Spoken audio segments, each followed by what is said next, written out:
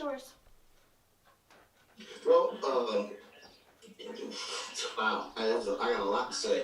I know you do. Just let's come over to take a breath. So first of all, take what I'm gonna say in love. Not Oh in. God, do I need a drink? Hold on, let me put some in my mouth. I think you're gonna take it, but I believe that the foundation or underpinnings of your conversation with your fiance is built on the wrong premise. It's built on the premise of right and wrong. Which anytime you're in love with somebody, that's the wrong approach to have any type of conversation because it continues to perpetuate the problem that we see in this country. Is there's a right and there's a wrong. That black is fighting to be right and white is just trying to solidify the fact that this has always been right.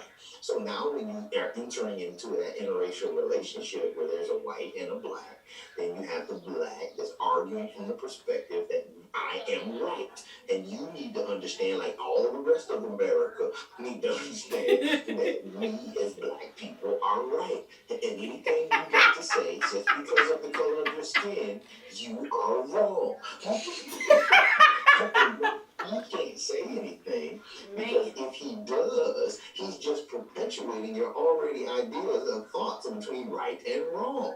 And so the whole entire premise of your conversation is that I'm right and you're wrong. And it's deeper than anything that he can comprehend or understand because he's not black. So the problem, and this goes back to what I said in the beginning, the problem is that this is not the first time where this country has been divisive on this type of issue. It's just the first time that you and your significant other are dealing with it in a real conversation because it's prevalent in our face right now. Correct. And so the deeper conversation has to happen in the foundational pieces of your relationship. This is why you can't get engaged after 7 days, Elle. There's a lot more to talk about than a 7 day time frame. Wait, hold on. I'm gonna pause you right there first. Okay. Shots fired. Let me. Now, when we initially got together, let me say this: we had the conversation because I said one of my questions was, "Have you ever dated outside of your race?" He said no. And I went on from there. When you understand that dating outside of your race is going to cause certain things in your life, certain reactions in your life. So those are conversations that we did have, so I beg to differ there. We did have and we continue to have those conversations.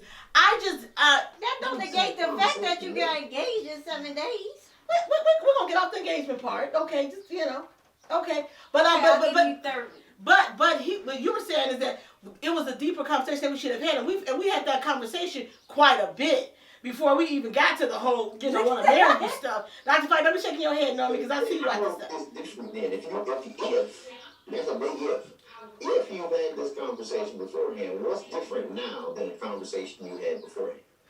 I guess to me, I'm probably a little more angry. I'm probably more angry now because of the things that is happening. And I know these are not the first time. I'm not that naive, but I'm just the callousness, of you taking somebody's life and then just the over and over and over again taking another black man's life for no reason. That's what angers me, and that's where my anger and frustration, came from.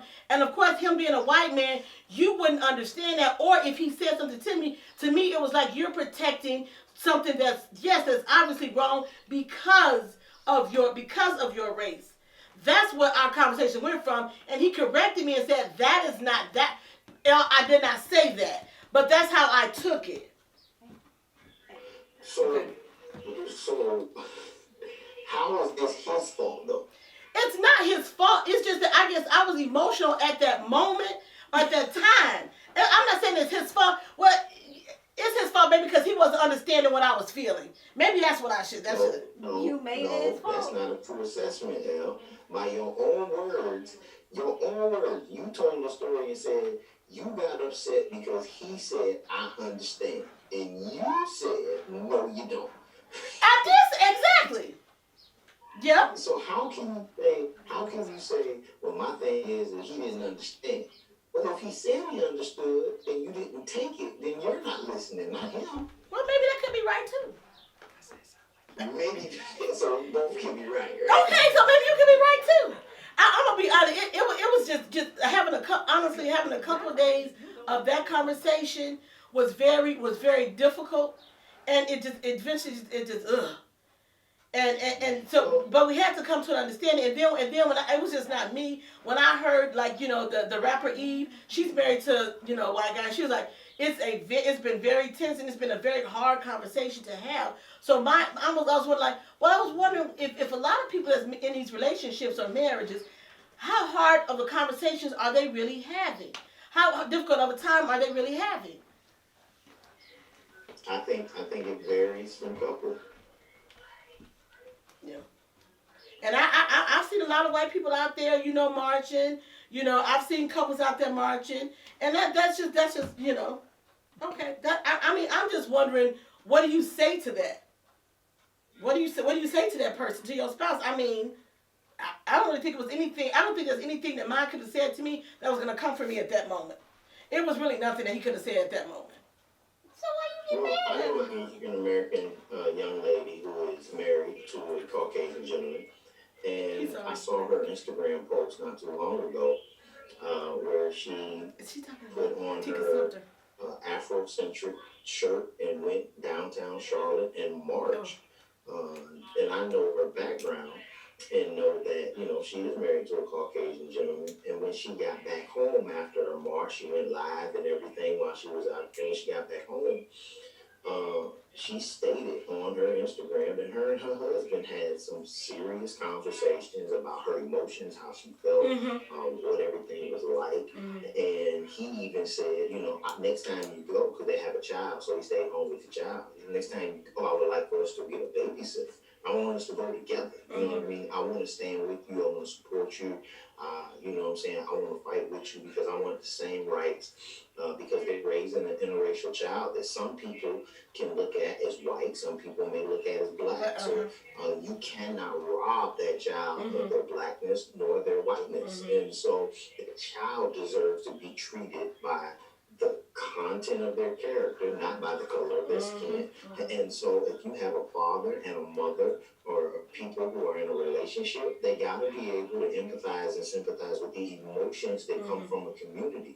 No, I may not understand those emotions to a totality, but I love you enough to support you and are here for you when you embody those emotions, because the height and the plight of the country in this current time. And so you can't fault somebody for trying to say, I understand.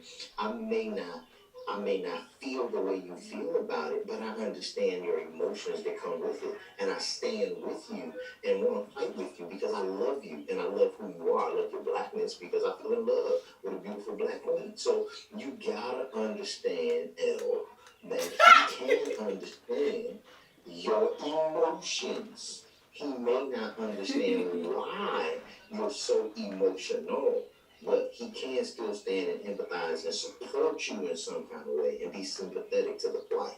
And that's what you should fall in love with in your spouse, and not try to fight him on trying to be his boss and educator. Ooh, I just love how you just throw those shots at me. I appreciate that. That's nice. That's nice advice, Dr. Fayed. But no, you know what? I appreciate that, and the fact you said your to be supportive of my emotions.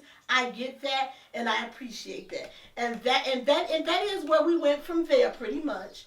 I said, okay, after I calmed down, but the conversation probably never should have. It's over, but calm down. What'd you say, Dr. Fight? What'd he say? That's always better. Calm down. I'm gonna remember that voice in my ear, in my head. I got this huge question. One of the questions, we just gonna go for a minute. One of the questions that I wanted to ask, and I want to put out there, that I want to ask all white people. The question of me and some of my family is, why are you fearful of me? That's what I want to put. That question I want to ask out there to all white people. Why are you fearful of me, or why are you afraid of me? Why do you think that is? I'm not white, though. I know, but you blacks, we're going to come up from the black perspective.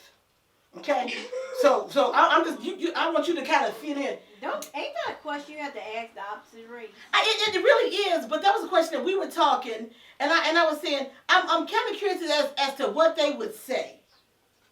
What do you think that someone would say? I'm just kind of I'm just gonna go ask.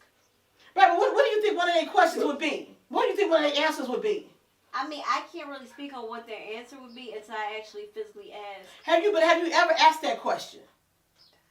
I haven't asked that question, no, but now that you brought up, I'm going to be intrigued to kind of ask that question because now I want to know.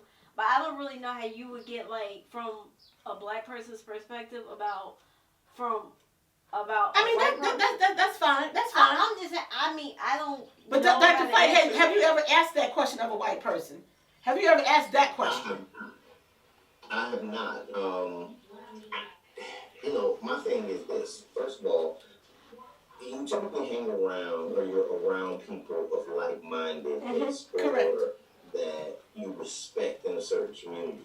I sat on a panel about a year ago, a little more than a year ago now, at Gardner Webb School of Divinity, where I was I'm a graduate of. And so I went back and I'm on this panel, and one of the white students, because it's a predominantly white institution, one of the white students asked all of the panelists that was African American or just any other color, what do you say to your church and your parishioners about certain racial issues, such as using the N word and certain level of music and slavery, racism. Like, what's your approach to these type of things in a spiritual construct? And my response was very simple: is that you speak out of comfortability around the people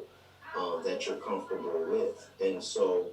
If I'm comfortable with black people, then there's certain language that I use that they know and that they accept from me because we have that type of relationship. But if we don't have that type of relationship, I shouldn't feel comfortable saying certain things and being certain ways around them. And that's the difference that answers your question, in my opinion, is I am scared of you because I'm not comfortable with you. I don't know you. I'm not around you enough to have a certain level of comfortability to be able to say you're a safe person for me, or you're not going to harm me or hurt me in any kind of way. But if I just sit at the television and I watch images of your culture and of your people that is barbaric and that is always going to jail, always being convicted of crime, always doing black on black crime, and I'm seeing these images every day when I run into a counter, because the images I had and all the familiarity of your culture that I had, it goes back to exposure. If I'm not exposed, then I can't operate any different. Because for me personally, I think it's an uncomfortable question, but now I think it's a time that we have to be uncomfortable. You have to ask the uncomfortable questions in order to get to the root of what the issues are. So that is a question that I am putting out there, and I'm going to sit down and have a conversation. I don't need to know you. I don't need to know you personally in order for me to say why are you fearful of me? Because there has to be some reason why you don't like me, other than just the color of my skin, or maybe it isn't. Maybe it's just that simple. But I think it's something deeper than that. So I want you to explain to me in your own words what that is, so I can correct you or clear something up for you. So that's the question that I know I'm going to ask some white people. I think that's a question you should ask some white people. And just have, it's the uncomfortable question. And it's going to be an uncomfortable conversation. But I think it's one that needs to be asked. Well, I have a panel coming up with, I was telling them the other day, I'm really direct. The young man in the group that I went to, where he passed, he's a white Republican, and we had many panels. Woo! Okay. This program, and he took, and listened to a panel that I was on a few Sundays ago. He sent me a message and said, I would like to I agreed after much prayer. Already knows that's not going. Oh Lord.